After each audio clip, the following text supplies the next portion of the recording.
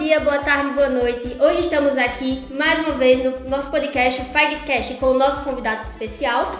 E nós, as apresentadoras, eu, Analice de Campos, uma garota de cabelos claros, pele clara e fardada com a roupa do IF. E eu, Roberta Gomes, eu sou uma garota de pele negra, cabelos escuros e estou com a farda do IF. Estamos aqui com o nosso convidado, o professor Bruno, e agora ele também vai fazer a apresentação dele. Boa tarde, pessoal. Sou o professor Bruno, sou professor aqui do IF. Sou um homem pardo, gordo, cabelo preto, tô com a camisa preta e os alunos aqui do IF, né?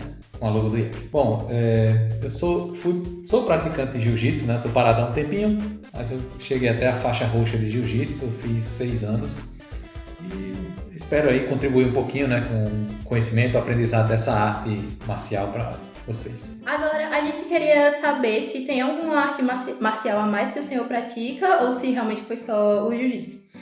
Não, só o jiu-jitsu, né? Na época que eu fui fazer o jiu-jitsu, eu fiquei em dúvida entre jiu-jitsu e judô. Eu morava em Currais Novos, né? Dava aula lá no IF de Currais Novos, isso em 2012, eu acho. Bom, e encontrei uma academia lá perto de casa de jiu-jitsu e fui fazer, né? Tinha essa curiosidade, né, de aprender, e aí escolhi o jiu-jitsu e fui. Gostei, me identifiquei e continuei praticando. Você encontrou algum desafio quando você iniciou as lutas? Como foi esse processo de aprendizado? O desafio, assim, como eu comecei mais velho, né, vamos dizer assim, eu tive um pouco de dificuldade em fazer a prática inicial, né, alguns movimentos que a gente treina, que a gente faz no treino, sei lá, um rolamento, ou aprender algumas posições um pouquinho mais desafiadoras, mais complexas, né? Eu tive essa dificuldade, mas a gente vai treinando, né, o dia a dia vai levando a gente a superar e se aperfeiçoar, né? E o jiu-jitsu, né, ele serve para todos, né? Então, independente da pessoa ser mais baixa, mais alta, mais magra, mais gorda, então cada um vai adaptar, né, ao seu biotipo, enfim, ao seu conhecimento, enfim. Certo, sabemos que a gente tem os pontos positivos das lutas e que eles agregam muitas coisas às nossas vidas.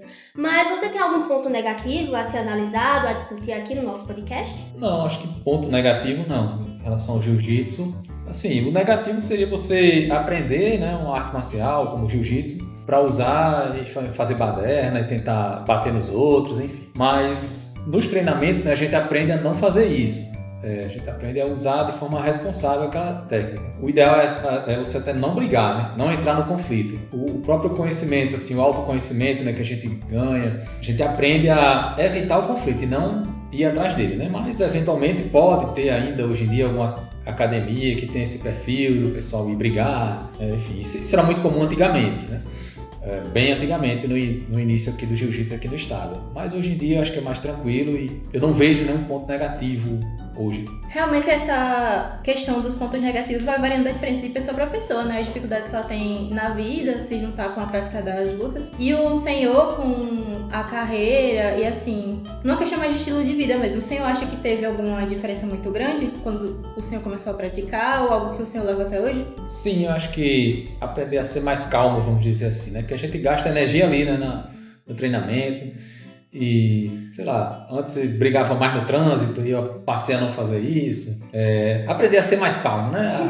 A segurar a onda, vamos dizer assim. Sim, então essa luta moldou o seu comportamento como pessoa. Sim. Tem como você explicar mais sobre como ela influenciou sua vida, seu estilo de vida, como você segue? Também a questão assim eu perdi bastante peso, né, depois que comecei o jiu-jitsu, porque gasta muita energia. E essa questão realmente do temperamento, né, de não ser tão reativo, né, aprender a ficar mais quieto, mais calmo, avaliar uma situação e não reagir. Então acho que isso para mim foram os aspectos mais positivos, né? E também aprender uma arte de defesa pessoal, né? O senhor começou com quantos anos a praticar? Por volta de 30, 31 anos. E o senhor acha que tem alguma coisa em específico que fez você se interessar ou você só estava, por exemplo, procurando uma atividade física para fazer? Porque muitas pessoas, quando ficam mais adultas, querem alguma coisa para se manter saudável. Não, procurando uma atividade física, né? Que fosse mais lúdica, né? Mais divertida de fazer, né? Mas antes nunca surgiu nenhum interesse quando você era menor? Não. Acho que assim, quando eu era adolescente, acredito que não.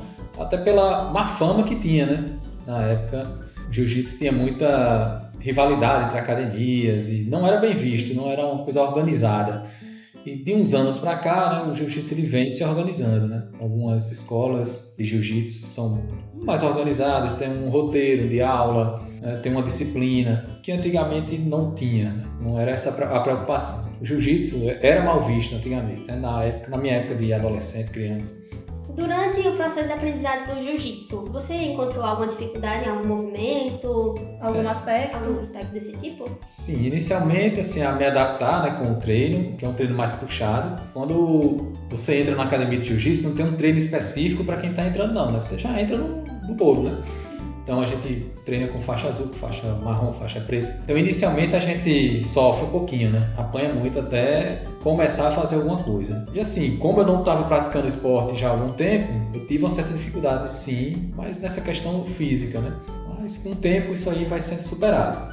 E como são suas relações, as suas amizades que você fez durante o jiu-jitsu? Até hoje eu quando encontro, né? A gente relembra. Eu fiz aqui na academia a Gracie Barra, né? Com a Abinal, então o pessoal que está na minha época ainda hoje, eu acho que a maioria treina. Então a gente sim acaba criando uma relação, né, entre aquele pessoal que treina ali na academia. Assim. Então a gente leva para a vida também, né? Porque não só fica só ali no tatame, não. Agora a gente queria saber se o senhor tem alguma mensagem para quem está ouvindo ou assistindo o podcast, se o senhor apoia essa decisão de começar a praticar esportes, independente da idade ou o que o senhor acha que pode ajudar na vida de diferentes pessoas, assim como ajudou o senhor. Sim, especificamente falando do jiu-jitsu, né, eu acho que todo mundo poderia, né, deve, se tiver oportunidade, procurar uma academia perto da sua casa, porque é uma arte marcial interessante. Eu não vou dizer que é a melhor do mundo, mas dentro do que se propõe, por exemplo, uma luta que ela vai para o chão, né, o jiu-jitsu ela é a melhor arte marcial, certo? Tanto que, por exemplo, se vocês forem ver na MMA, né, todo mundo tem que saber jiu-jitsu hoje em dia. Você não vai para o MMA sem saber jiu-jitsu, né? A pessoa é do boxe, mas tem que aprender jiu-jitsu. É do karatê, mas tem que aprender jiu-jitsu. Porque a luta foi para o chão, o jiu-jitsu é sim a arte marcial mais completa, né? Também não apenas pelo componente esportivo, né? O jiu-jitsu ele é uma defesa pessoal também. Tem as técnicas de solo, mas tem as técnicas em pé de defesa pessoal. Algumas academias elas fazem esse treinamento também, certo? Então eu acho interessante. É uma arte marcial também que gasta muita energia, quem quer, né, manter o físico, às vezes não gosta de academia, né? Então o jiu-jitsu ele realmente você vai perder peso, né?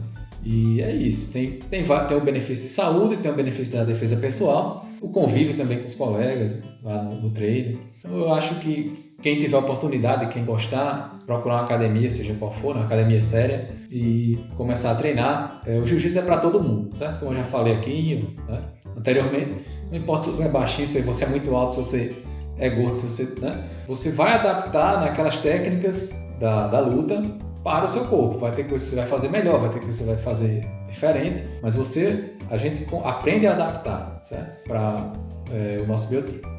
Chegando ao fim do nosso podcast, a gente gostaria de agradecer ao professor Bruno pela presença dele e a gente também gostaria que esse podcast, essas palavras do professor, servissem como um incentivo para você que pensa em praticar algum esporte e não sabe como aquilo pode afetar o seu estilo de vida e levar essas histórias dele como uma lição. E esse foi o nosso Fightcast de hoje.